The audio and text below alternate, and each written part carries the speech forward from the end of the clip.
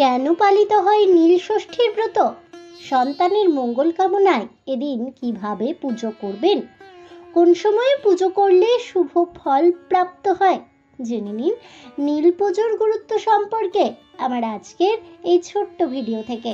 নমস্কার বন্ধুরা, অজানার পথের নতুন পর্বে আপনাদের সকলকে স্বাগত জানাই। গোটা এপ্রিল মাস জুড়েই চলে নানান রকম পুজো পার্বণ, যার মধ্যে অন্যতম হলো নীলষষ্ঠী বা নীলের পুজো। এই বিশেষ তিথিতে মা ষষ্ঠীর উপাসনা করে থাকেন বাঙালি মায়েরা। মা ষষ্ঠীকে সন্তানের রক্ষাকর্ত্রী এবং উন্নতির দেবী হিসেবে মনে করা হয়। মা ষষ্ঠী দেবীর আরাধনা করলে সন্তানের জীবনে শুভ প্রভাব ও পরিবর্তন আসে এবং মঙ্গল হয় ও সকল বাধা বিপত্তি দূর হয়ে যায়। এই দিন মূলত মায়েরা সন্তানের মঙ্গল কামনায় ব্রত উপবাস পালন করেন এবং মহাদেব শিব মন্দিরগুলোতে ভিড় জমান। আবার যাদের বাড়িতে শিবলিঙ্গ আছে তারা বাড়িতেই আয়োজন করেন এই পুজোর। সাধারণত চৈত্র সংক্রান্তির আগের দিন অর্থাৎ চড়ক উৎসবের আগের দিনে নীলের পুজো পালন হয়। এই বছর 13 এপ্রিল অর্থাৎ আগামী 30শে চৈত্র পড়েছে নীলের পুজো বা নীলষষ্ঠী। নীলষষ্ঠীর নিয়ম অনুসারে ব্রত পালনকারী সারাদিন উপবাসী থাকার পরে সন্ধেবেলায় ভগবান শিবের মাথায় জল ঢালবে। এরপর মহাদেবকে গঙ্গা মাটি, বেলপাতা, আকন্দ ফুল, ধুতুরা, অপরাজিতা, বেলফল, দুধ, দই, ঘি, মধু, গঙ্গা জল ইত্যাদি সহযোগে স্নান করিয়ে পুজো নৈবেদ্য দিয়ে এরপর আকন্দ ফুলের মালা পরিয়ে সন্তানের নাম করে প্রদীপ বা মোমবাতি জ্বালানোর পরে পুজো সম্পন্ন করবে। এদিনে সন্ধেবেলা পুজোর পর দেবাদিদেব মহাদেবের প্রসাদ খেয়ে উপবাস ভাঙার রীতি আছে। এই পুজোয় 5 রকম ফল, মিষ্টি ও শিবের প্রিয় ভাং, দুতুরা, সিদ্ধি ভগবান শিবকে নিবেদন করা হয়ে থাকে। পুজোর সময় মা ষষ্ঠীর নাম জপ করে ষষ্ঠী দেবীর ব্রত কথা পাঠ করতে হয়। তবে কেন পালন করা হয় এই নীলষষ্ঠী পূজা ব্রত?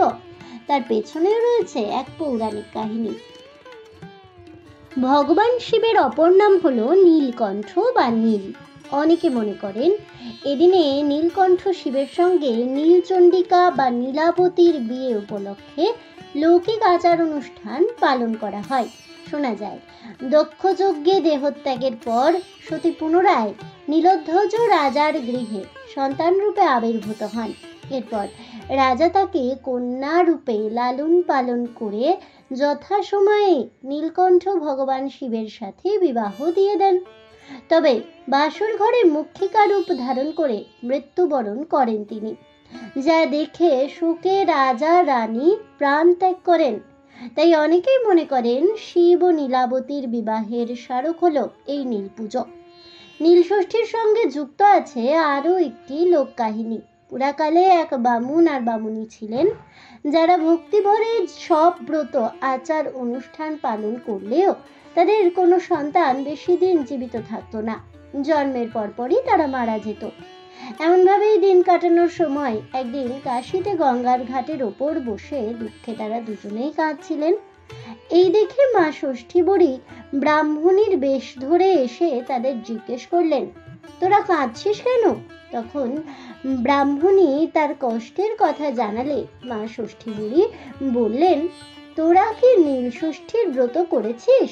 বামুনি উত্তর দেয়, সে কি মা, কই এই ব্রতের কথা তো আমরা আগে শুনিনি। তখন মা ষষ্ঠী তাদের বলেন, সমস্ত চৈত্র মাস সন্ন্যাস পালন করে শিবের পুজো করবে।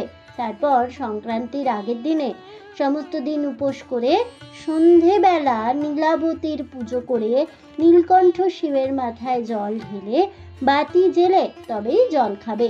ওই দিনকে এই কারণেই নীলষষ্ঠী বলা হয়ে থাকে। অন্যদিকে যে বা যারা এই নীলষষ্ঠীর পূজা ব্রত উপবাস পালন করে তাদের সন্তান কখনোই অল্প বয়সে মরে না, এই কথা বলেই মা ষষ্ঠী অদৃশ্য হয়ে যান। এরপর বামুন আর বামুনি নিষ্ঠা ও ভক্তি সহকারে নীলষষ্ঠীর ব্রত পালন করলে তাদের কোনো সন্তানই আর কখনোই অকালে মারা যায়নি, বরং জীবিত ছিল। আর এইভাবেই নীলষষ্ঠী পূজা ব্রতের কথা মর্তধামে প্রচারিত হয়ে গেল। জয়। ভগবান শিব নীলকণ্ঠের জয় হোক, জয় হোক নীলাবতী নীলচণ্ডিকার, জয় হোক মা ষষ্ঠী দেবীর। এই বলে আমার আজকের ভিডিওটি আমি এখানেই শেষ করছি। তাহলে বন্ধুরা, নীলষষ্ঠী সম্পর্কে বিস্তারিত জেনে আপনাদের কেমন লাগলো অবশ্যই আমাকে কমেন্টে জানাবেন। ভিডিওটি ভালো লেগে থাকলে লাইক শেয়ার করতে ভুলবেন না। আমার চ্যানেলের নতুন বন্ধু হয়ে থাকলে চ্যানেলটিকে সাবস্ক্রাইব করে দেবেন। পাশে থাকা বেল বাটনটি প্রেস করে রাখবেন নতুন ভিডিওর নোটিফিকেশন পাওয়ার জন্য। দেখা হচ্ছে পরের ভিডিওতে। ততক্ষণ সবাই ভালো থাকুন, সুস্থ থাকুন আর অবশ্যই সঙ্গে থাকুন আর দেখতে থাকুন অজানার পথে।